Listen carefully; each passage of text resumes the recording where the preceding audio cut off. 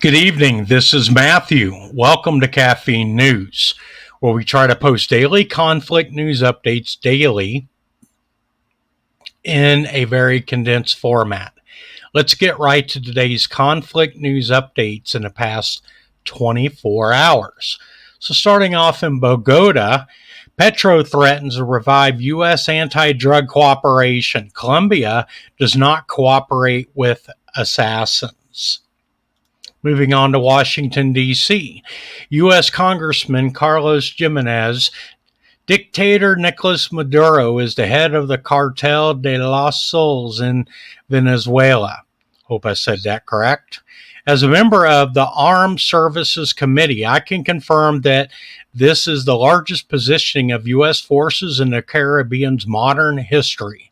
Maduro's days of flooding America with drugs are numbered.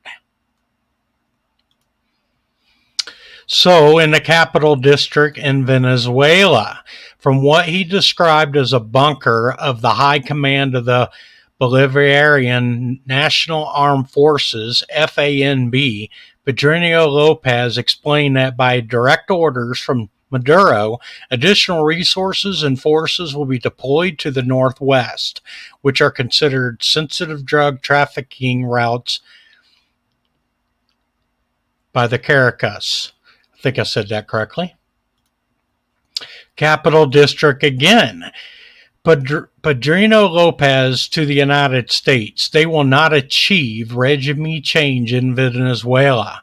The Minister of Defense said they are seeking to divide the FANB and bring out traitors. Now moving on to San Juan. Secretary of War and Chief of Staff of the U.S. Joint Chiefs of Staff arrives in Puerto Rico amid tensions with Venezuela.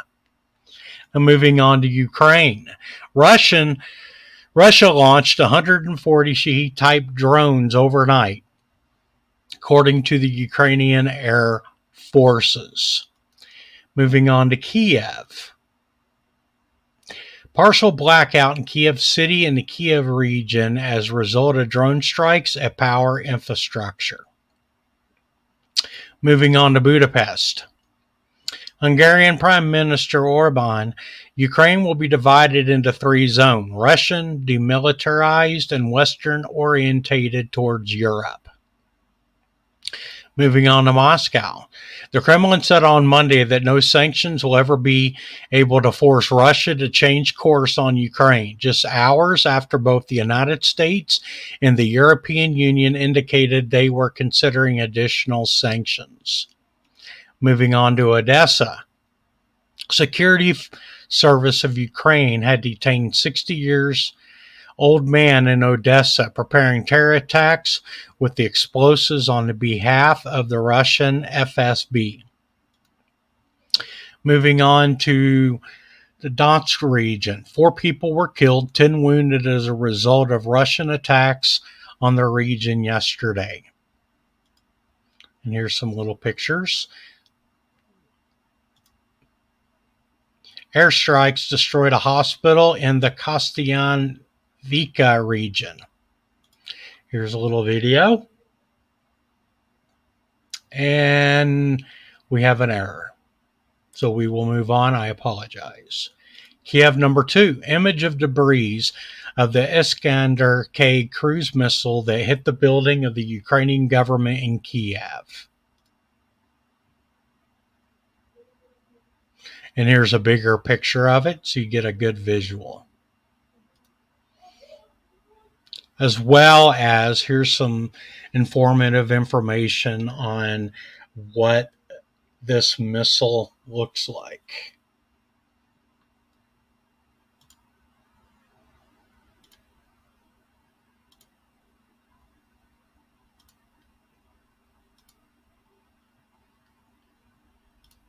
All right, moving on to Budapest.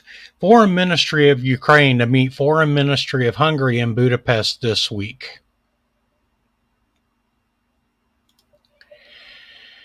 Air defense worked in the Kiev region against the Shahed-type drones.